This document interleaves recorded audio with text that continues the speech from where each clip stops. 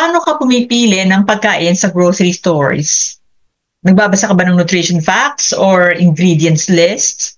Paano mo nasisiguro na ang perang pinaghirapan mo ay sa tamang pagkain na pupunta? Ang pagkain ba na binibili mo ay nagbibigay sa'yo ng kagalingan o sakit sa sarili at pamilya mo? Alamin sa video review na to ang mga kasagutan at maging matalinong mamimili para sa iyong ikabubuti. Ang video na ito ay galing kay Dr. Eric Berg. I-review natin siya. Isang influential YouTuber na ang medical approach sa sakit ay holistic. Ibig sabihin, natural na pamamaraan. Marami na siyang natulungan sa magitan ng kanyang channel na baguhin ang lifestyle ng mga tao at talaga naman nagkameron ng positibong resulta sa mga sumubok. I have a quiz for you today, and I want to see which one of these do you think is healthier? We're mainly only looking at the nutritional facts. So we have product A and product B. On the left, there's 29 grams of total fat. On the right, there's 8 grams of total fat. On the left, there's 4 grams of saturated fat. On the right, there's only 1 gram of saturated fat. On the left, there is 17 grams of carbohydrate. On the right, there's 16 grams of carbohydrate. On the left, there's 1 gram of sugar. And on the right, there's 0 grams of sugar. So, based on that data, which one is healthier? Now, you're probably going to pick B, right? Well, let's take a look at what A is. A is avocados. What's B? Doritos. That's right, Doritos. Tip number 1, you cannot determine the health of a product by the nutritional facts. You must look at the ingredients. Let's take a look at these ingredients. The first one is corn, and then we have vegetable oil, corn, canola, and or sunflower oil. And then we have maltodextrin. Then we have a bunch of other things, and then we have monosodium glutamate, and then dextrose. And in a minute, I'm going to simplify this whole thing for you. So really, there's only 3 ingredients you have to watch out for. Everything else is a side note. Malimit sa nakikita ko na nagbabasa ng label sa pagkain na binibili sa grocery stores ay tumitingin sa nutrition facts, hindi sa ingredients list. Kasi sa nutrition facts nila nakikita yung taba or saturated fat, carbs, kung gaano karami, at excess calories. Pero sa example na to, ipinakita na ang tunay na pagkain, pag nilagyan mo ng nutrition facts katulad ng avocado, ay lalabas na mas mataas ang taba at carbs kumpara sa Doritos na ultra-processed at junk food na maituturing. So, mas mataas ang fat ng avocado, carb at sugar content kumpara sa Doritos, pero kung pagbabasihan mo nutrition facts, alin sa dalawa ang mas may sustansya na kailangan ng katawan mo.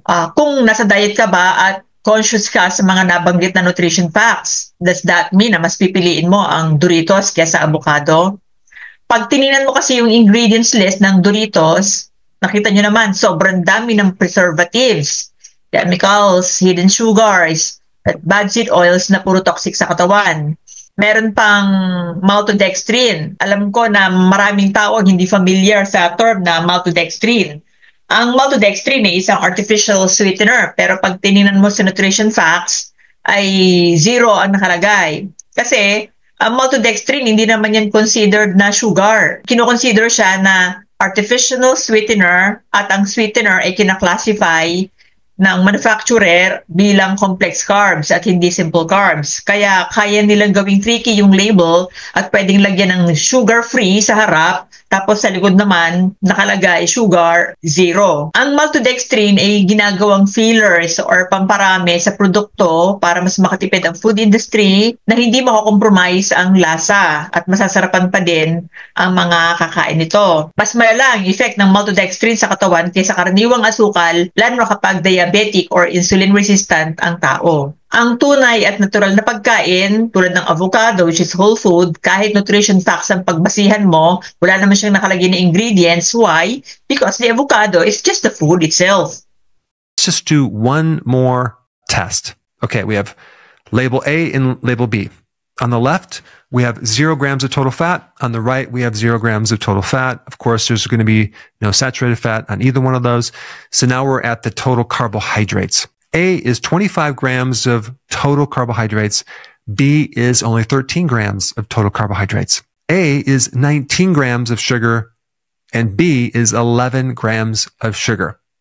based on the data, which one is healthier? If you said B, okay, let's take a look at A. A is an apple. Let's take a look at what B is. Oh, what's that? That is something called Sunny D. It's like an orange drink. But let's take a look at the actual ingredients in this orange drink. Oh, we have the first ingredients, which is water. And then we have high fructose corn syrup. And then we have like 2% or less of all these concentrated juices, right? And then we roll right into the modified corn starch and canola oil. If you just depend on the nutritional facts, that would be healthier than an apple. All right, so what are we dealing with?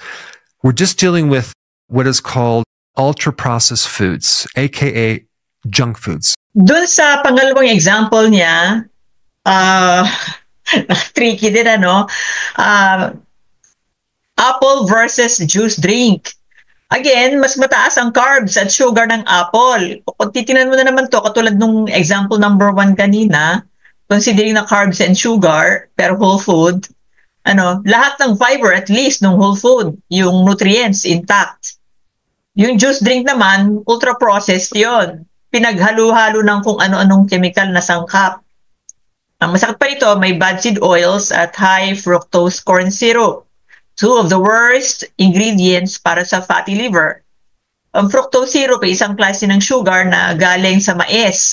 Napakamura ng sangkap na yon, na pampatamis. Ang problema, atay ang nagme-metabolize nito, atay lang.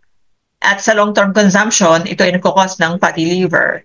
It's the same sweetener na makikita niyo sa mga milk tea, soft drinks. Kung carb at calorie ang pagbabasihan at saka yung mga fats, whole food is always the best. Kahit pa sabihing mataas ang calories or carbohydrate ng whole food, pero the fact that it is whole food, walang prosesong naganap doon. Yung mga manufacturer ginagawang tricky yung nakalagay sa nutrition facts kasi nga alam nila sa nutrition facts tumitingin ang tao at saka dun sa label sa harap.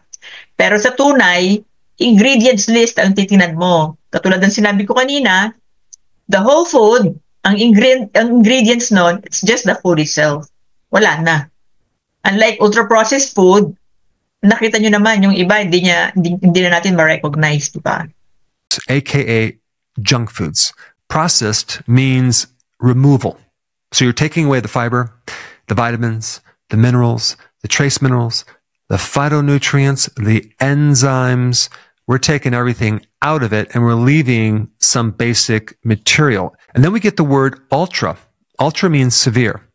So when we're severely taking away things, we're going through many different industrial processes or chemical reactions, including grinding something down, pulverizing it, high pressure, high heats, adding chemicals like solvents to extract certain things, taking out the colors with chemicals, taking out the flavoring or odors from it, and then you're ending up with this something that doesn't even resemble the original food. And so this is why they have to add flavoring, they have to add coloring, they have to add textures, they have to add preservatives, they have to add some synthetic vitamins to prevent certain diseases, and then they have to package it and make it look really amazing for you to eat. So the big question is, if we compare ultra-processed food to the definition of food, which is this: food is that which is eaten to sustain life, provide energy,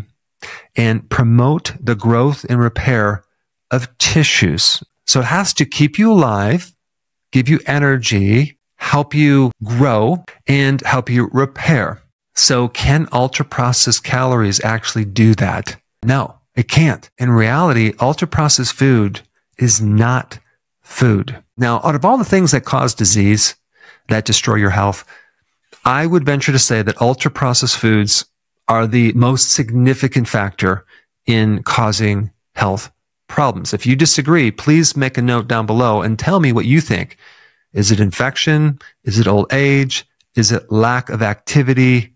Or is it more junk food? Simply because 80% of the calories in the grocery store are ultra-processed food. So the countries that consume the most ultra-processed foods have the most health problems. And the United States is right up there at the top. Can you imagine spending your hard-earned money sa pagkain na di naman pala pagkain dahil hindi nagbibigay ng buhay sa katawan, tapos gagastos ka lang naman uli ng pera para gamutin ang bunga ng mga lason na naipon sa loob ng katawan natin? 80% ng calories na kinakain mo sa ganitong produkto, yung ultra-processed food, ay empty or bad calories, meaning walang nutritional value. Nagbibigay lang ng temporary satiety, pagkabusog, or temporary energy, pero after 1 hour, 2 hours, may energy crash ka. So, ibig sabihin nun, hindi sustainable ang energy na ibinibigay ng ganong klase ng pagkain. 80 to 90% ng pagkain sa grocery stores ay ultra-processed. Ang tawag ko pa nga doon, Franken food, as in Frankenstein food. Chop-chop na, kumbaga, pinagsama-sama na lang. 70 to 80% ng sakit ay caused by poor eating habits. Kaya hindi na dapat magtaka ang tao kung bakit may sakit. Hindi dahil natanda ka na, hindi dahil lang sa wala kang exercise or meron kang simple infection, kundi talagang mali ang choice ng pagkain ng tao sa kasalukuyan. So how can we make this really simple? Number one, ignore the nutritional facts, okay? Go right to the ingredients. And there's 3 things that you want to avoid. Seed oils, all the forms of sugar, and you want to avoid the starches. A lot of times when people define junk foods, they throw in the saturated fats. But when I went to the store last week and I was looking at all these junk foods, I didn't see a lot of saturated fat. I saw a lot of unsaturated fat, seed oils. Our diet is about almost 30% seed oils. That's creating a lot of damage. Inflammation, insulin resistance, neurodegenerative problems. And by the way, sa Pilipinas at ibang panig ng mundo, ang paniniwala ng marami ay mas healthy ang fat na galing sa seed oils or vegetable oil. Kasi magandang pakinggan, vegetable oil. Yun ay tricky label din ng manufacturer para, pag sinabing vegetable oil, mas healthy daw yun kaysa saturated fat. Nagsimula ang paniniwalang yon sa Amerika at lumaganap sa buong mundo. May separate video ako doon. Please check it out. Ilalagay ko ang link sa ilalim. Ang hindi nila alam, mas toxic ang seed oils at vegetable oil dahil sa dami ng process na pinagdaanan. Samantalang ang saturated fats ay natural o minimal process lang at walang halong chemical. May mga seed oils na nilalagyan ng solvents at saka hexane para lang malinis at mawala yung amoy ng seed oils na yon. Ang Amerika nagdala ng modern day food sa Pilipinas at sa buong panig ng mundo. So sa Pilipinas, sa kasalukuyan, wala nang pinagkaiba ang pagkain sa Amerika. all right, let's move to sugar. And a lot of times when you see sugar, it doesn't tell you if it's beet sugar or cane sugar or other types of sugar. But sugar is also in other forms. Glucose syrup, high fructose corn syrup, dextrose, and just straight glucose. Now let's move to the starches. Corn, corn starch, modified food starch, maltodextrin, dextrin, corn flour, wheat flour, modified wheat starch. Yung mga nabanggit na pampatamis tulad ng starch, tsaka yung sugar, they come in all forms. Marami yung aliases. Ginagamit siya ng mga manufacturers para maging palatable or masarap sa panlasa at maging addicting yung pagkain. Sa kasalukuyan, ang mga kabataan, halos ayaw na ng lutong bahay at natural na pagkain. Malimit ay instant or fast food kasi mas masarap sa dila. Kaya huwag nang magtaka kung bakit pabata ng pabata ang sakit na dati sa matanda mo lang maririnig. Bago kayo bumili ng pagkain, tanungin natin ang ating sarili. Saan mo ba gustong ilaan ang pera mo? Sa pagkain na magbibigay ng buhay o sa kunyaring pagkain na nagbibigay ng sakit? Huwag nating ipagpalit yung sandaling sarap ng dila dun sa panghabang buhay na effect nito. So there you have it, guys. I hope na may natutunan kayo sa video ko. Paki-like, share, and subscribe. And see you on my next videos. Bye-bye.